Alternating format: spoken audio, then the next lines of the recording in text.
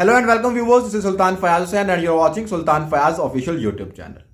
नाजरीन, आज SIFC जो कि सहूलतकारी बराए सरमायाकारी कौंसिल है जनाब, उनका आज एक इजलास था और इजलास के अंदर आर्मी चीफ साहब मौजूद थे, चारों सूबों के वज़राए आला मौजूद थे और जनाब वज़ीर आज़म पाकिस्तान मौजूद थे और इसके अलावा काबीना के लोग मौजूद थे। मुझे ये समझ नहीं आई कि ये जो कमेटी है ये क्यों बनाई गई है और इस कमेटी के अंदर आर्मी चीफ साहब को क्यों रखा गया है। आर्मी चीफ साहब का मईशत के हवाले से क्या तजर्बा है, या आसिम मुनीर साहब ने इससे पहले मईशत के मैदान में क्या मैदान मार रखे हैं कि उनको आपने इस कमेटी का हिस्सा बनाया है और आप उनको साथ लेके चलना चाहते हैं। एक तरफ तो आपने जो आज की जमात है, ये जो आज के वज़ीर आज़म है जो कि इक़्तिदार के अंदर है, इनका एक वक्त था कि नारा था कि वोट को इज्जत दो। तो जनाब, आप अब इक़्तिदार में आए हैं तो आपने वोट को इज्जत क्या दी है? आपने वजीर दाखिला किसे लगाया है? मोहसिन नकवी साहब को। मोहसिन नकवी साहब कौन है? जमहूरियत से उनका क्या ताल्लुक है? क्या जो पाकिस्तान की अवाम ने इतने ज्यादा नुमाइंदे चुन के भेजे थे ऐवान के अंदर, क्या उनमें से एक भी इतना काबिल नहीं था कि आप उसको वजीर दाखिला बना देते? क्या उनमें कोई भी इतना काबिल शख्स नहीं है कि वो मईशत को ठीक कर दे कि आपको आर्मी चीफ की मदद लेना पड़ रही है और आप आर्मी चीफ साहब को जो है वो इन मामलात के अंदर उलझा रहे हैं? और आर्मी चीफ साहब इस सारे मामले के अंदर, मईशत के अंदर क्यों आ रहे हैं भाई? आप सरमायाकारी क्यों लेकर आना चाहते हैं बाहर मुल्क से? आप कहेंगे कि जी देखिए, मैं भी मुहिब्बे वतन हूं और मैं भी जो है बिल्कुल आपकी मुहिब्बे वतनी पर हमें कोई शक नहीं है, लेकिन जनाब आपका ये काम नहीं है। आप कहेंगे जी देखिए, मैंने भी, हम पाकिस्तानी फौज भी चाहते हैं कि जनाब हम भी मईशत के अंदर अपना किरदार अदा करें। तो भाई ये मईशत आपका काम नहीं है, ये उन लोगों का काम है जिन लोगों ने लोगों से वोट लिए हैं।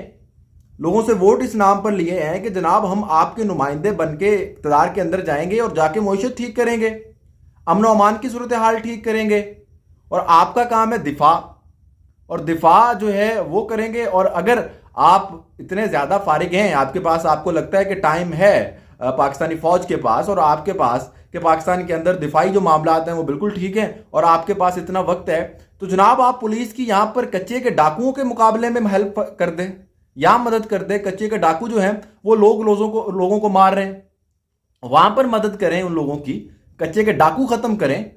आप पाकिस्तान के अंदर रोजाना जो इतने ज्यादा दहशतगर्दी के जो वाकयात हो रहे हैं, अभी चंद दिन पहले हमारे 7 नौजवान शहीद हो गए हैं। बलूचिस्तान के अंदर रोज दहशतगर्दाना हमले हो रहे हैं। गवादर के ऊपर क्या हुआ, इसके अलावा KP के अंदर क्या सूरत हाल है, अमन अमान की क्या सूरत हाल है। आर्मी चीफ साहब, इस सब के बीच में आपके पास इतना टाइम बच रहा है? बलूचिस्तान के जो लोग हैं, बलूचिस्तान के जो बच्चे हैं वो अगवा हो रहे हैं। हम उनको उस वक्त तक अगवा ही कहेंगे जब तक हमें ये मालूम नहीं हो जाता कि उन्होंने क्या जुर्म किया है और किसकी कस्टडी में है, तब तक वो अगवा ही हैं। पंजाब यूनिवर्सिटी के अंदर से बच्चे जो है वो उठा लिए जाते हैं और किसी के बारे में किसी को मालूम नहीं होता कि वो कहाँ गया, वो गायब भी हो जाता है। और इस सबके बीच में आप मईशत को ठीक कर रहे हैं। आर्मी चीफ साहब, आसिम मुनीर साहब, आप मईशत को देख रहे हैं। एक टीचर मारा गया जो कि अपनी बंदूक उसने जो है वो इस जो पाकिस्तान के कानून नाफिज करने वाले इदारे हैं और जो पाकिस्तान के बाकी दिफाई इदारे हैं, उसने मायूस होकर उसने अपने दिफा के लिए खुद बंदूक उठा ली और वो उस बंदूक के सहारे जो है वो स्कूल जाता था बच्चों को पढ़ाने के लिए, उसको मार दिया गया, वो मारा गया। अब वो इस दुनिया में नहीं है। लेकिन सर, आप मईशत को बेहतर करने में मसरूफ हैं, आप बाहर से सरमायाकारी लेकर आना चाहते हैं। तो ये सर प्लीज आप ये काम उन लोगों को करने दें, उन इदारों को करने दें जिन लोगों का ये काम है और उन इदारों को ये काम है। और जो हमारे वजीर आजम साहब हैं और जो हमारे मुंतखब नुमाइंदे हैं, अगर आप लोग ये नहीं कर सकते थे, आपके पास इतनी सलाहियतें नहीं है कि आप मईशत को बेहतर कर सकें, आप वजारत दाखिला चला सकें, और तो फिर आप इलेक्शन क्यों लड़ते हैं? ये जमहूरियत का सारा क्यों रंदा रोना डाला हुआ है आपने? छोड़ें इसको। आर्मी चीफ साहब को सारे इख्तियारात दें, वो जिसे चाहें जो लगाएं लगा दें और वो अपने हिसाब से मुल्क को चलाएं। तो इस तरह से, और पूरे पाकिस्तान को आर्मी में भर्ती कर लें और आर्मी जो है वो पूरा मुल्क चलाए और उन तमाम लोगों को वही सहूलतें मैसर हों जो कि हमारे पाकिस्तान की अफवाज को सहूलतें मैसर हैं। तमाम पाकिस्तान के लोगों को वही सहूलतें मैसर हों और पाकिस्तान की फौज जो है वो सारा निज़ाम व नस्क चलाए। हमें इस पर कोई इतराज़ नहीं है।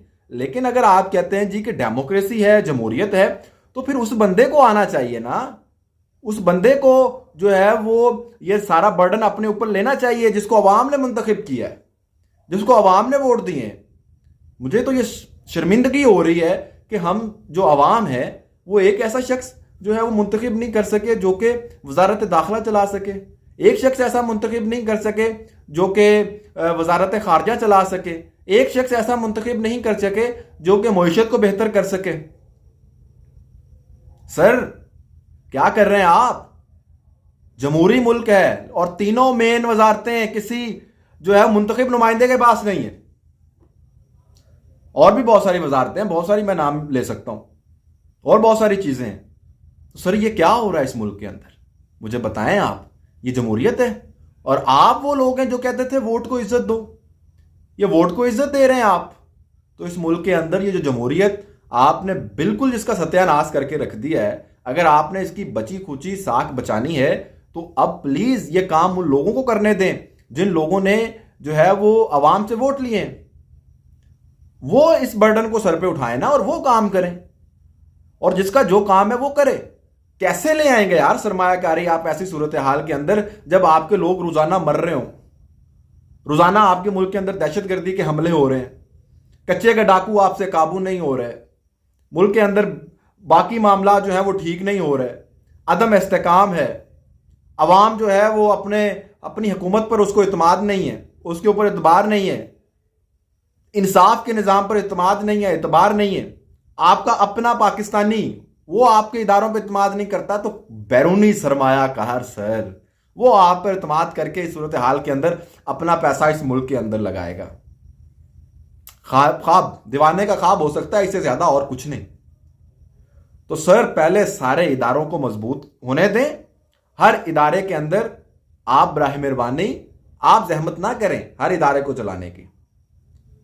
अगर पाकिस्तान जो की अफवाह जो है, आर्मी चीफ साहब जो है, अगर सारे से सीनियर आदमी जो है फौज के अंदर वो आर्मी चीफ बन सकता है, जो सबसे सीनियर आदमी है, उसके बाद फिर अगला जो है उसके बाद जो सबसे सीनियर होता है वो आर्मी चीफ बनता है, फिर उसके बाद अगला उस आर्मी चीफ बनता है। तो बाकी इदारों के अंदर ऐसा क्यों नहीं हो सकता?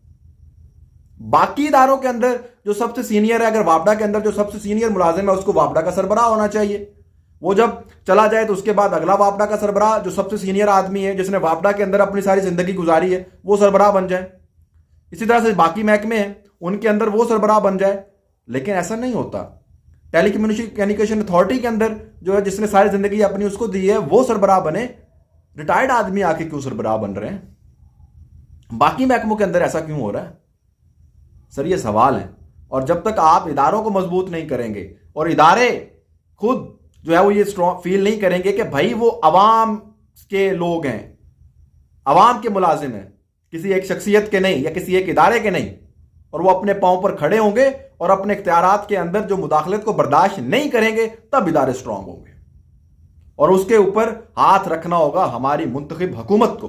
लेकिन हमारी मुंतखब हुकूमत तो पता नहीं क्या कर रही है यार, नारे वोट को इज्जत दो के और वजारतें सारी गैर मुंतखब लोगों को। मुईशत जो है वो आर्मी चीफ साहब से बेहतर करवानी है। ये इस मुल्क की जमहूरियत का रोना है भाई। अब क्या करें? अब आर्मी चीफ साहब, आसिम मुनीर साहब आर्मी चीफ हैं या मुईशत दान है? मुझे ये समझा दें कमेंट बॉक्स में जरा आप लोग ही। ये हुकूमत तो समझा नहीं पाएगी। और ये सारा निजाम जो चल रहा है इस पर आप लोगों की क्या राय है? अवाम क्या सोच रही है? कमेंट बॉक्स में जाके जरूर बताइएगा। आपकी बहुत ज्यादा, आपकी जो राय है वो बहुत ज्यादा अहमियत की हामिल है और इस राय से हम बहुत ज्यादा रहनुमाई हासिल करेंगे। बहुत शुक्रिया। Good bye.